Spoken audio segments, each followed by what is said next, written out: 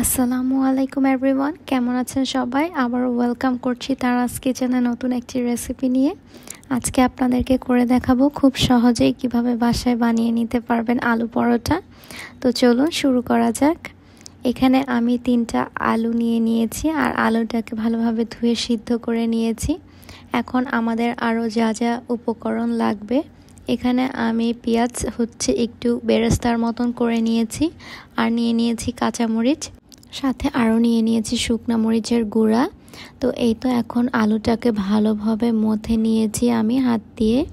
এখন এক এক করে সবগুলো উপকরণ এখানে আমি মিক্স করে দিব। ফার্স্টে সেই ভেজে রাখা পেঁয়াজ আর কাঁচামরিচ, আর সাথে আরও দিয়ে দিচ্ছি এখানে মরিচের গুঁড়া, আর দিয়ে দিলাম জিরার গুঁড়া, দিয়ে দিলাম সাথে লবণ, আরও দিয়ে দিব কিছুটা তেল। আর এখানে আমি ইউজ করেছি চাট মশলা, আপনারা চাইলে স্কিপ করতে পারেন। আর এই তো দিয়ে দিলাম এখানে 1 কাপের মতন ময়দা। এখন দিয়ে ভালোভাবে সব কিছু চটকে মেখে নিতে হবে। আর এখানে কোনো ধরনের আমি পানি ইউজ করিনি, আমি তেল দিয়ে দিয়ে ভালোভাবে এটাকে বাইন্ড করে নিয়েছি। এ তো দেখতেই পাচ্ছেন এখন সুন্দর করে মাখা হয়ে গেছে, আর কত পারফেক্ট আর সফট একটা ডো তৈরি হয়েছে। এখন এগুলোকে আমি বেলে নিব। আর এই 1 কাপ ময়দা দিয়ে 5টার মতন আলু পরোটা আমি তৈরি করে নিয়েছি।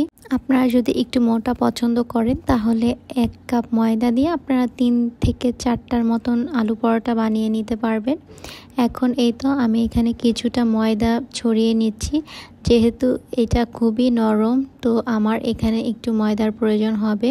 আর এটা খুবই সাবধানে বেলে নিতে হবে, না হলে এটা ভেঙে যাবে।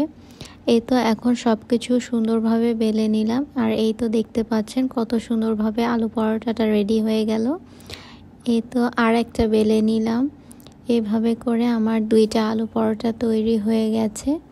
এক এক করে এখন আমি সবগুলো বেলে ভেজে নেওয়ার পালা। তো চলুন ভেজে নেওয়া যাক। একটা কড়াইয়ে প্যান বসিয়ে প্যানটা আমি হালকা গরম করে দেন আমি একটা পরোটা এখানে দিয়ে দিলাম। এক সাইড হয়ে যাওয়ার পরে উল্টাবেন, তার আগে উল্টাতে গেলে হয়তো ভেঙে যেতে পারে। এখন সামান্য তেল দিয়ে আমি পরোটাটা সুন্দর করে ভেজে নিব। আর এই তো 5-10 মিনিট করে এপিট ওপিট করে ভাজলে আপনার আলু পরোটা রেডি। এভাবে করে আমি সবগুলো পরোটা ভেজে নিব। আর আজকে আমি খুবই দুঃখিত আমার ভয়েসটার জন্য, আমি একটু সিক, এর জন্য আমার ভয়েসটা এমন শোনা যাচ্ছে।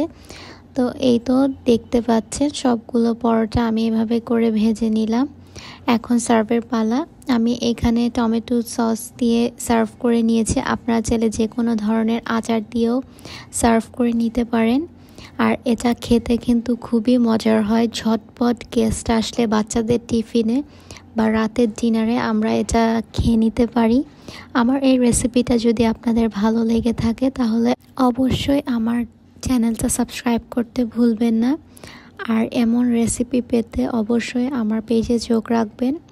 আর আবারও দেখা হবে নতুন কোনো ভিডিওতে নতুন কোনো রেসিপি নিয়ে। ততদিন ভালো থাকবেন, সুস্থ থাকবেন। আল্লাহ হাফেজ।